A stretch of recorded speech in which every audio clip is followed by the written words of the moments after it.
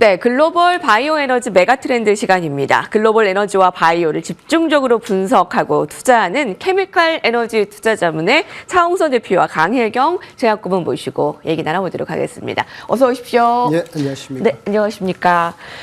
최근에 화학 제품의 가격이 지속해서 상승하고 있는 것으로 보입니다. 그리고 이제 강달러가 계속되잖아요. 그러니까 트럼프가 이제 당선이 된 이후에 달러 강세가 계속 이어지면서 그건 화학 제품의 이제 가격 상승으로 이어진다. 이렇게 호평을 받고 있는데 어떻게 살펴보면 될까요? 말씀하신 대로 이제 트럼프 대통령 이제 집권하시면서 에너지부 장관이라든지 여러 가지 에너지 정책 그 관료들을 두 명의 수장을 발표했는데 말씀하신 대로 이제 지금 이제 석유를 많이 쓰자, 이제 천연가스를 많이 개발하자 이런 석유와 화학에 대해서 굉장히 우호적인 인사를 선임을 했습니다. 그래서 제가 볼 때는 이렇게 되면 어떻게 되냐면은 이제 트럼프 대통령께서는 원래 보면은 유가는 낮게 제품 가격은 높게 경제는 좋게 하는 그런 그 정책을 취했습니다. 1기 때. 제가 볼 때는 지금 이제 유가가 67달러이기 때문에 지금 그 여러 가지 선거라든지 선거 유세 때 보면은 에너지 가격을 절반 가격으로 낮추겠다는 거거든요. 뭐냐면은 그게 여러 가지 이제 석유와 가스를 개발하게 지금 규제만 풀어줘도 에너지 가격이 절반으로 떨어져서 물가가 떨어지고 그다음에 금리를 내려서 경제를 활성화할 수 있는 그런 논리거든요. 그러니까 금리를 내리더라도 인플레이션이 발생하지 않는다는 게 이렇게 트럼프 대통령의 논리인데 그거는 이제 석유와 가스를 많이 쓰게 한다는 건데 그런 정책 기조라고 보시면 될 거예요. 그러면 이제 화학 같은 경우는 제품 가격은 높게 그다음에 석유와 가스 가격은 낮게 이렇게 형성되면 스프레드가 벌어진다 이렇게 그러면은 이익이 확대된다 이렇게 큰 그림으로 보시면 될 것 같고요. 단기적으로 보면은 그림 자체는 보면은 말씀하신 대로 지금 그 화학 제품 가격은 9월 18일 날 미국이 금리 인하를 0.5% 지금 0.25% 0.75%를 내렸잖아요. 그래서 화학 제품 가격이 많이 올라갔습니다. 그래서 저점 대비 한 12% 정도로 올라갔거든요.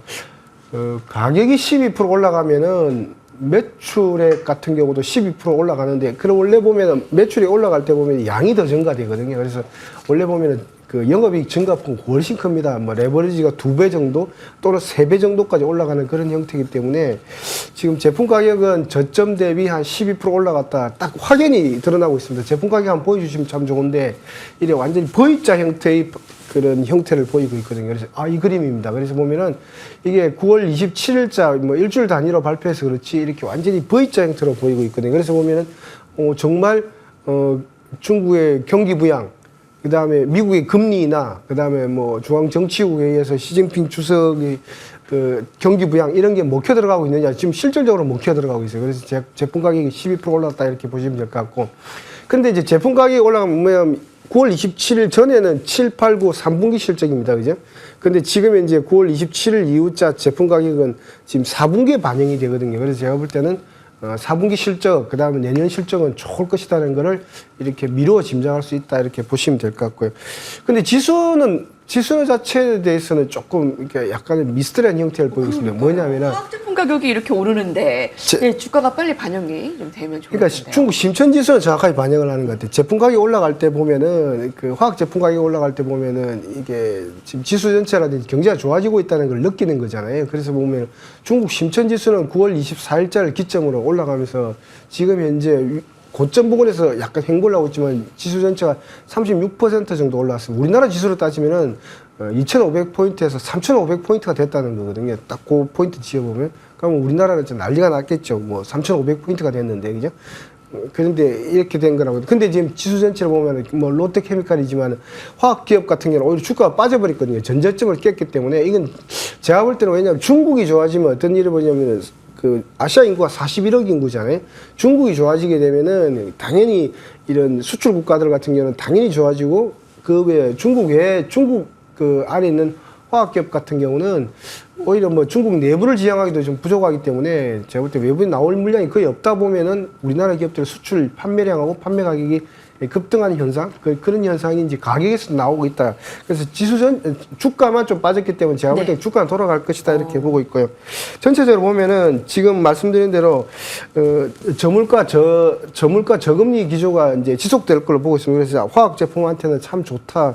판매량이 증가되는 그런 추세다 이렇게 보시면 될 것 같고 아까 돌리는 거는 뭐 예를 들면 뭐 삼성전자 자사주 매입이라든지 이런 게 이제 영향을 미치지 않겠냐 이렇게 보고 있습니다. 그래서 결론적으로 말씀드리면 지금 또 보면은 여러 가지 리포트들이 나오고 있는데 보면은 화학 기업들 글로벌 화학 기업들이 이런 설비 폐쇄가 지금 이어지고 있습니다. 설비 폐쇄가 이어지고 있기 때문에 그래서 제품가는 상승하는데 공급단에서는 오히려 줄어드는 현상이 일어나고 있기 때문에 굉장히 그러니까 더블 효과 두 가지 큰 긍정적인 효과가 일어나고 있다 이렇게 말씀을 드릴 수 있고 그다음에 이제 마지막으로 말씀드리고 있는 거는 지금 밸류에이션 자체가 그 매출액 대비 예를 들면은 뭐 미국 같은 경우는 1.5, 1.3이지만 지금 이제 0.2, 0.15, 18 정도이기 때문에 최저의 밸류에이션인데 제품 가격이 올라가고 있다. 굉장히 긍정적이다. 저는 그렇게 보고 있습니다. 그렇군요.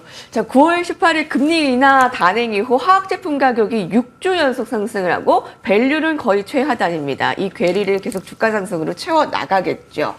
예, 다음은 바이오 이슈 살펴보겠습니다. 트럼프 대통령이 당선된 이후에 글로벌 바이오 기업들의 최근 주가 상황 알아볼까 하는데요. 일단 주말에는 백신 불신 케네디 임명의 의료계가 발칵했습니다. 바이오 괜찮을까요? 예, 그러니까 이제 바이오를 이제 큰 그림에서 이제 우리가 길게 좀 보는 게 필요합니다.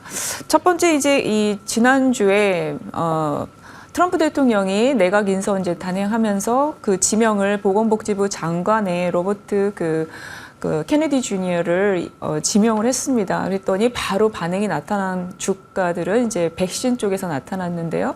백신이다라고 하면 여러분 이제 코로나 때 겪으셨지만 노바백스, 뭐 모더나, 바이온텍 이런 기업들이 6에서 한 7% 하락 있었고요. 거기뿐만이 아니라 이제 빅파마에서도 사노피, 뭐 GSK, 뭐 파이자 이런 데들이 이 백신으로도 유명한 기업들인데 여기도 다 2 내지 3% 그리고 이틀 연속 이렇게 하락하는 모습을 보여줬습니다. 일단 그러면은 이 지금 지명된 이 로버트 케네디 주니어가 어떤 사람이냐라고 했었을 때는 존 F 케네디의 조카죠. 그런데 또 이 아들이 자폐증을 앓고 있다라고 알려져 있습니다. 그러다 보니까 좀 더 백신에 대해서 불신을 하게 되었나라는 생각이 드는데 이분이 주장하는 것 중에는 이런 거였습니다. 백신에 들어가는 성분이 질병을 일으킨다라는 걸 주장하는 거예요. 그래서 이분을 따라다니는 그 수식어가 여러 개가 있는데 백신 음모론자, 백신 거부자, 백신 회의론자 뭐 이런 수식어들이 그래서 따라붙는 겁니다. 그리고 우리가 코로나 때 이제 앤서니 파우치 소장하고 빌 게이츠가 이제 백신에 대해서는 우호적으로 긍정적으로 개발에 대한 참여를 했던 사람들인데 여기에 대해서도 좀 부정적인 시각을 가지고 많은 주장을 했던 분이 이분이죠. 그래서 음모론자라는 이야기가 왜 붙었냐면 이런 스토리들 때문에 이제 붙게 된 거고요. 그러면은 미국의 이제 바이오 정책에 따라서 어떻게 될 것이냐라는 건데요. 미국의 역대 그 대통령의 민주당이든 공화당이든 이 상관없이 바이오 정책이 나오는 시점이 중요하고요. 이 시점을 봤었을 때 암과 관련되든지 아니면 신경계 계통, 그래서 알츠하이머 치매나 아니면 희귀의약품 이런 데 관련된 거는 어떤 정당에서 대통령이 당선되든지 상관없이 미국이 이끌고 가는 신약입니다. 그러면은 글로벌에서 바이오 투자에 있어서는 이 신약의 니즈가 있는 곳에 투자하는 것이 바람직하다. 저는 이렇게 보고 있고요. 앞에 이제 그림이 일라이 릴리 시가총액에 따라서 이제 바이오 정책도 어떻게 흘러왔는지를 나타낸 정말 좋은 데이터입니다. 그래서 이 미국의 바이오 정책이 이 정당에 상관없이 미국을 이끌고 갈 앞으로 우리가 투자해서 볼 수 있는 거는 암이나 알츠하이머 치매 아니면은 비만 당뇨 그리고 인공지능을 이용한 신약 개발 뭐 이런 쪽 아니면 면역과 관련된 부분들 이런 부분들은 바이오 투자하시는 분들은 꼭 이게 담고 가셔야 되는 그런 부분이다 이렇게 좀 말씀드릴 수가 있습니다.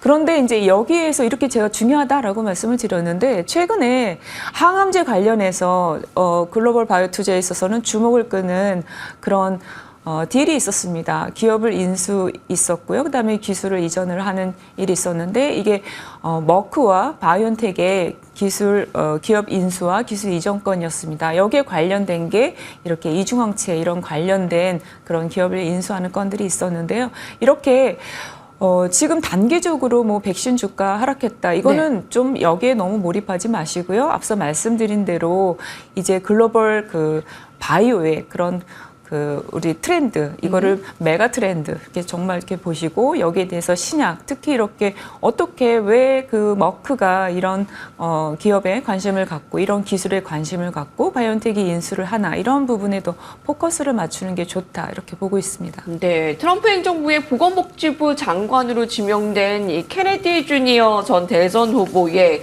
그런 스토리를 좀 들어볼 수 있었고요. 이런 뭐 스토리보다 누가 당선이 되던 미국 바이오를 이끌어가는 건 신약이다. 예, 자 신약 특히 항암제 앞서 얘기를 해주셨습니다만 머크와 그런 바이오엔텍이 주목하는 항암제들 어떤 것들이 있을까요?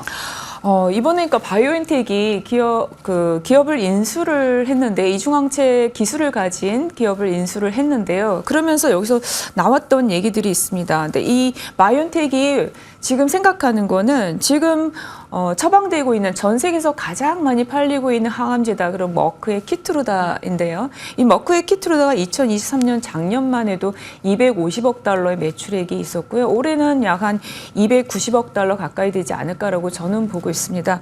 그런데 그럼 가장 많이 팔리는 이 치료제, 항암제가 면역과문 억제제를 대체할 수 있는 잠재력을 가지고 있다 이러면서 이중항체 기술 가진 기업을 인수를 했거든요. 그러다 보니까 지금 글로벌에서 바이오 투자자들의 주목을 확 끌었습니다. 그래서 이렇게 이제 인수를 했는데 바로 다음 날 머크가 이 이중항체 기술을 가진 기술을 다시 또 인수를 하게 된 겁니다. 그러니까 더 주목을 받을 수밖에 없고요. 전 세계에서 가장 많이 팔리는 이 항암제를 판매하는 기업이 이 항암제에 대한 파이프라인을 더 강화하고 보강을 하는데 거기에서 택한 게 지금 이중항체라는 거를 우리가 좀 이런 데서 볼 수가 있습니다. 그러면은 글로벌에서뿐만이 아니라 이제 국내에서도 또 많은 이중항체에도 또 관심을 가질 수는 있겠다. 저는 좀 이렇게 보고 있고요. 네. 그럼 머크의 키트루다 좀 잠시 말씀을 드리면 우리가 항체 치료제는 초기에 개발됐다 2010년대 좀 넘어오면서 약간 사실 시들했었습니다. 그러다가 2014년도에 머크가 키트루다를 개발을 하면서 다시 항체 치료제에 대한 이런 큰 기대로 그리고 매출액이 실제로 많이 발생을 했는데요. 머크의 이 시가총액만 보더라도 2014년 그 무렵쯤 그때 보게 되면은 약 1,500달러 이 정도에서 최대 지금 올라갔을 때가 3,000억 달러가 지금 넘어가서 3,200억 달러 뭐 이렇게達했으니까 거의 2배 이상을 올라간 거죠. 그렇게 이끈 게 이렇게 항체 치료제였는데 그 외에 저희가 방송에서 제가 좀 말씀을 드렸지만 네.